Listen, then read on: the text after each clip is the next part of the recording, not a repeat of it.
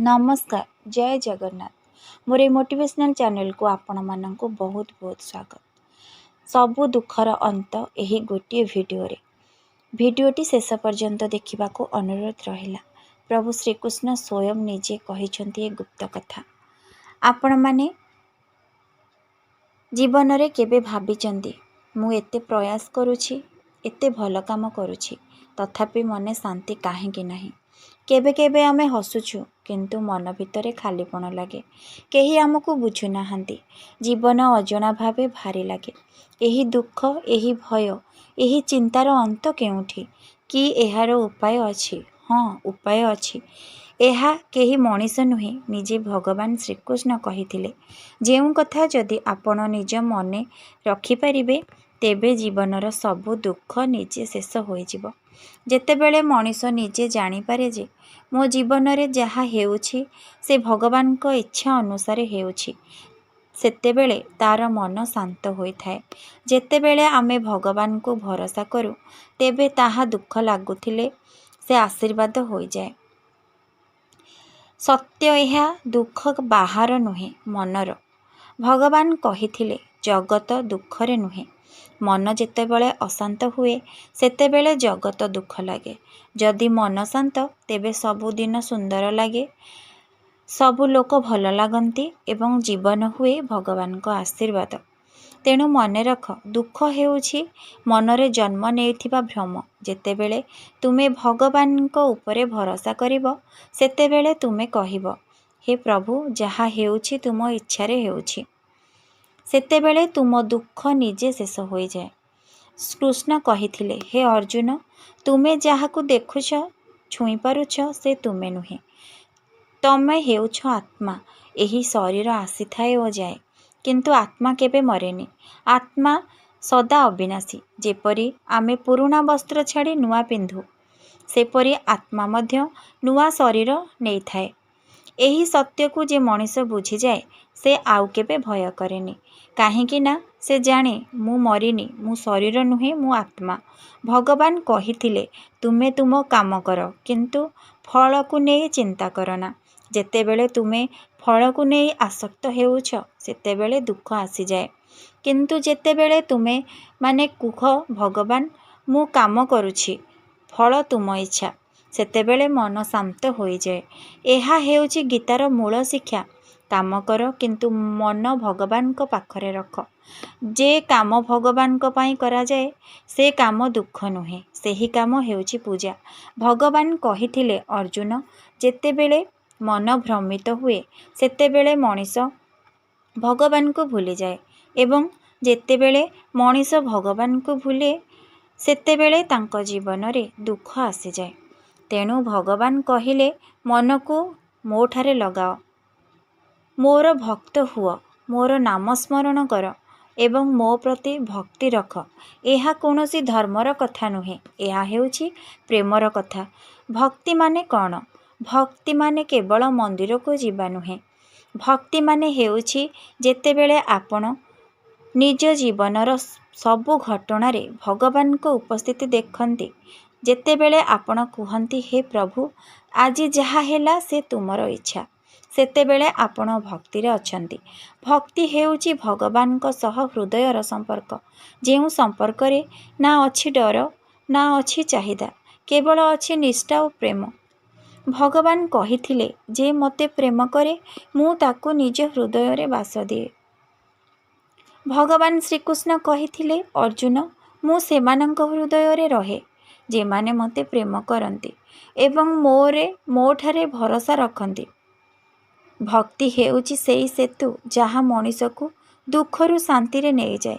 जेउ मनीष भगवान को स्मरण करे से केबे एका होई नाहांती, तांको भितरे सदा रहे शांतिर आलोक। भक्ति माने सेही शक्ति जहा दुख को आनंद रे परिवर्तन करे। एक सत्य भक्त केबे काहाकू दोष दे नथंती। से जाने जहा घटुची से मोर आत्मार शिक्षा। भगवान मते एहा देइछंती जोटा को मु बढ़ी पारिबी।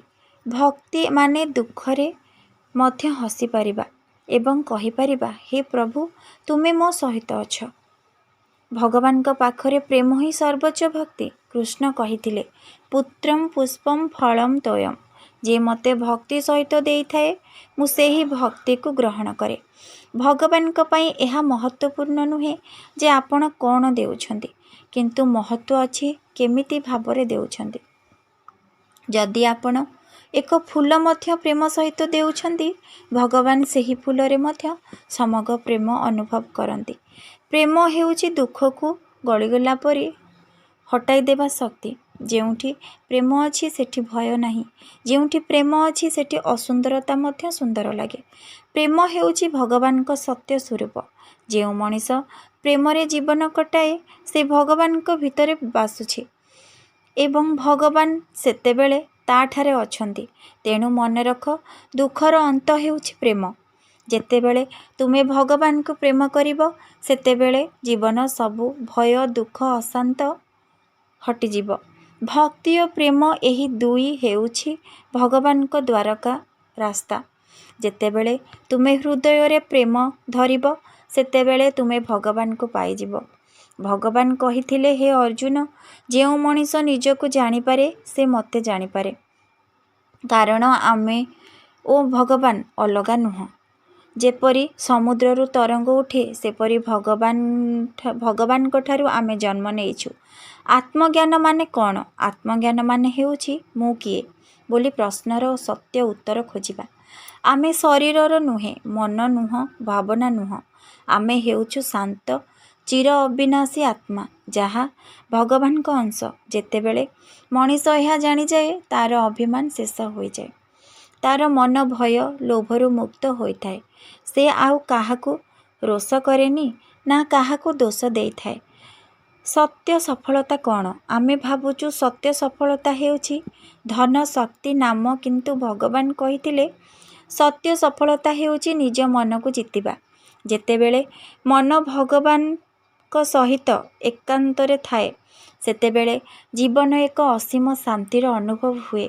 ଯେଉଁ ମଣିଷ ନିଜ ମନକୁ ଜିତି ପାରିଛି, ସେ ସମଗ୍ର ଜଗତକୁ ଜିତି ଯାଇଛି। ମୋକ୍ଷ ମାନେ ମୃତ୍ୟୁ ପରେ ନୁହେଁ, ଜୀବନରେ ମଧ୍ୟ ମିଳେ। ଲୋକେ ଭାବନ୍ତି ମୋକ୍ଷ ମାନେ ମୃତ୍ୟୁ ପରେ ଭଗବାନଙ୍କ ପାଖକୁ ଯିବା, କିନ୍ତୁ ଭଗବାନ କହିଥିଲେ ମୋକ୍ଷ ହେଉଛି ମନର ସ୍ୱାଧୀନତା। ଯେତେବେଳେ ମନ ଭୟ, ଦୁଃଖ, ଆସକ୍ତି ଓ ରୋଷରୁ ମୁକ୍ତ ହୋଇଯାଏ, ସେତେବେଳେ ମଣିଷ ଜୀବନରେ ମୋକ୍ଷ ପାଏ। ମୋକ୍ଷ ମାନେ ମନରେ ଶାନ୍ତି ଓ ହୃଦୟରେ ପ୍ରେମ। ଯେତେବେଳେ ତୁମେ ଭଗବାନଙ୍କ ସହିତ ଆତ୍ମିକ ସମ୍ପର୍କ ଅନୁଭବ କର, ସେତେବେଳେ ଜୀବନ ସ୍ୱର୍ଗ ସମାନ ଲାଗେ। ଆତ୍ମଜ୍ଞାନ ଦେଇ ଆସେ ନିଜେ ନିଜେ ପ୍ରତି ପ୍ରେମ। ଯେତେବେଳେ ଆମେ ନିଜକୁ ଆତ୍ମା ଭାବରେ ଜାଣିଯାଉ, ସେତେବେଳେ ଆମେ ନିଜ ପ୍ରତି ଘୃଣା କରିପାରୁନାହିଁ। କାହିଁକି ନା ଆମେ ଜାଣିଯାଉ ମୋ ଭିତରେ ଭଗବାନ ଅଛନ୍ତି।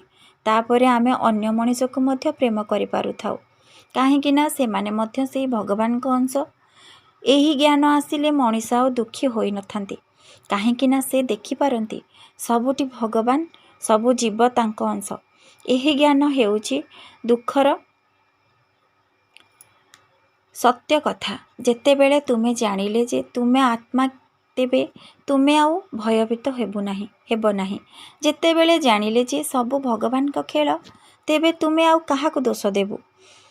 ଏହି ଅବସ୍ଥାରେ ମନ ଶାନ୍ତ ହୋଇଯାଏ, ହୃଦୟ ପ୍ରେମରେ ପୂର୍ଣ୍ଣ ହୋଇଯାଏ ଏବଂ ଜୀବନ ହେଉଛି ମୋକ୍ଷ। ତେଣୁ ମନେ ରଖ, ନିଜକୁ ଜାଣିବା ହେଉଛି ଭଗବାନଙ୍କୁ ପାଇବା। ଯେତେବେଳେ ତୁମେ ନିଜ ମନକୁ ଶାନ୍ତ କରି ଆତ୍ମାର ଆଲୋକକୁ ଅନୁଭବ କରିବ, ସେତେବେଳେ ତୁମେ ଜାଣିବ ଦୁଃଖ କେବଳ ଭ୍ରମ ଥିଲା, ଆନନ୍ଦ ହେଉଛି ସତ୍ୟ। ଶ୍ରୀକୃଷ୍ଣ କହିଲେ, ହେ ଅର୍ଜୁନ, ଅଜ୍ଞାନ ହେଉଛି ଅନ୍ଧକାର। ଶ୍ରୀକୃଷ୍ଣ କହିଲେ, ହେ ଅର୍ଜୁନ, ଅଜ୍ଞାନ ହେଉଛି ଅନ୍ଧକାର, ଜ୍ଞାନ ହେଉଛି ଆଲୋକ। ଯେତେବେଳେ ଜ୍ଞାନର ଆଲୋକ ତୁମ ମନରେ ଜ୍ୱାଳି ଉଠେ, ସେତେବେଳେ ସବୁ ଭ୍ରମ ଶେଷ ହୋଇଯାଏ। ସତ୍ୟ ଜ୍ଞାନ କ'ଣ? ସତ୍ୟ ଜ୍ଞାନ ମାନେ ହେଉଛି ନିଜ ଆତ୍ମା ଭଗବାନଙ୍କ ଏକତାକୁ ଅନୁଭବ କରିବା। ଏହି ଜ୍ଞାନ ପୁସ୍ତକରେ ନୁହେଁ, ଅନୁଭବରେ ମିଳେ। ଯେତେବେଳେ ମଣିଷ ଜାଣିଯାଏ ଯେ ମୁଁ ଶରୀର ନୁହେଁ, ମୁଁ ଆତ୍ମା, ସେତେବେଳେ ମୃତ୍ୟୁ, ଭୟ, ଦୁଃଖ ସବୁ ଶେଷ ହୋଇଯାଏ। ଏହି ଜ୍ଞାନ ହେଉଛି ମନର ଦୀପ, ଯାହା ଅଜ୍ଞାନର ଅନ୍ଧକାରକୁ ମିଟାଇ ଦିଏ। ଜ୍ଞାନ ଯୋଗର ଅଭ୍ୟାସ କ'ଣ? ଜ୍ଞାନ ଯୋଗ ମାନେ ହେଉଛି ଶୁଣିବା, ଚିନ୍ତନ କରିବା ଏବଂ ତାର ନିଜକୁ ଅନୁଭବ କରିବା। ଯେତେବେଳେ ତୁମେ ଭଗବାନଙ୍କ କଥା ଶୁଣ ତାକୁ ମନରେ ବିଚାର କର ଏବଂ ନିଜ ଜୀବନରେ ପ୍ରୟୋଗ କର, ସେତେବେଳେ ଜ୍ଞାନ ସଫଳ ହୁଏ। ଏହି ଜ୍ଞାନ ପାଇବାକୁ ନିଜକୁ ନମ୍ର କରିବା ଆବଶ୍ୟକ। ଅଭିମାନୀ ମଣିଷ ଜ୍ଞାନ ପାଏ ନାହିଁ। ଯେତେବେଳେ ତୁମେ ଭଗବାନ ପାଖରେ ନମିବ ସେତେବେଳେ ତାଙ୍କ ଆଲୋକ ତୁମ ମନରେ ପ୍ରବେଶ କରିବ। ଜ୍ଞାନୀଙ୍କ ଲକ୍ଷଣ କ'ଣ? ଜ୍ଞାନୀ ମଣିଷ ସବୁଠି ଭଗବାନଙ୍କୁ ଦେଖେ। ସେ ନାହିଁ କାହାକୁ ଛୋଟ ମାନେ ନା କାହାକୁ ବଡ଼ ଭାବେ। ସେ ବ୍ରାହ୍ମଣ, ବାଳକ, ଜନ୍ତୁ ସବୁଠି ସମଭାବେ ଦେଖେ। ତାର ମନ ନିର୍ମଳ ଜଳ ସମାନ। ଯେଠାରେ ସବୁ ଚିତ୍ର ପ୍ରତିଫଳିତ ହୁଏ କିନ୍ତୁ ଜଳ ସେମିତି ଶାନ୍ତ ହୋଇଥାଏ। ସେ ଜାଣେ ସବୁ ଯାହା ଘଟୁଛି ସେ ଭଗବାନଙ୍କ ଚେତନାର ଖେଳ। ଜ୍ଞାନ ଯୋଗ ଆମକୁ କ'ଣ ଦେଉଛି? ଜ୍ଞାନ ଯୋଗ ଦେଉଛି ନିରଭୟତା, ଶାନ୍ତି, ସର୍ବପ୍ରେମ। ଏହା ଆମକୁ ଶିଖାଏ କିପରି ଜୀବନ ମଝିରେ ଥାଇ ତଥାପି ଭଗବାନଙ୍କ ସହିତ ଏକତା ରଖିବା। ଏହି ଜ୍ଞାନ ମାଧ୍ୟମରେ ଆମେ ଜାଣିଯାଉ ଯେ ଯାହା ଆସିଲା ଯାହା ଯାଉଛି ସେ ସବୁ ଭଗବାନଙ୍କ ଲୀଳା। ଆମେ କେବଳ ସେହି ଲୀଳାର ସାକ୍ଷୀ। ଏହି ଜ୍ଞାନ ହେଉଛି ମୋକ୍ଷର ଦ୍ୱାର। ଶ୍ରୀକୃଷ୍ଣ କହିଲେ, ଏହି ଜ୍ଞାନ ପାଇଲେ ମଣିଷ ଆଉ ଜନ୍ମ ନେଉନାହିଁ। ସେ ଏହି ଜୀବନରେ ମଧ୍ୟ ମୋକ୍ଷ ପାଏ। ଯେତେବେଳେ ତୁମେ ଜାଣିଲ ଯେ ସବୁ ଭଗବାନ ଅଟନ୍ତି ସେତେବେଳେ ଭୟ ଓ ଦୁଃଖ ଶେଷ ହୋଇଯାଏ। ତୁମ ହୃଦୟରେ ଏକ ଅଜଣା ଶାନ୍ତି ଜନ୍ମ ନିଏ।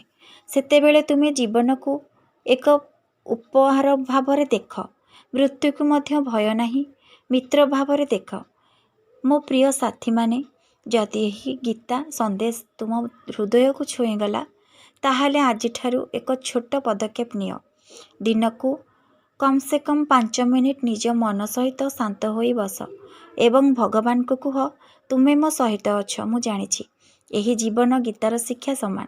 ଯେତେବେଳେ ଆମେ ଭଗବାନଙ୍କୁ ମନେ ରଖିଛୁ ସେତେବେଳେ ସବୁ ଦୁଃଖ, ସବୁ ଭୟ ଗାୟବ ହୋଇଯାଏ। ଯାହା ଥାଏ ସେ ହେଉଛି ପ୍ରେମ, ଶାନ୍ତି ଓ ଭଗବାନ। ସର୍ବେ ଭବନ୍ତୁ ସୁଖିନଃ। ଜୟ ଶ୍ରୀକୃଷ୍ଣ।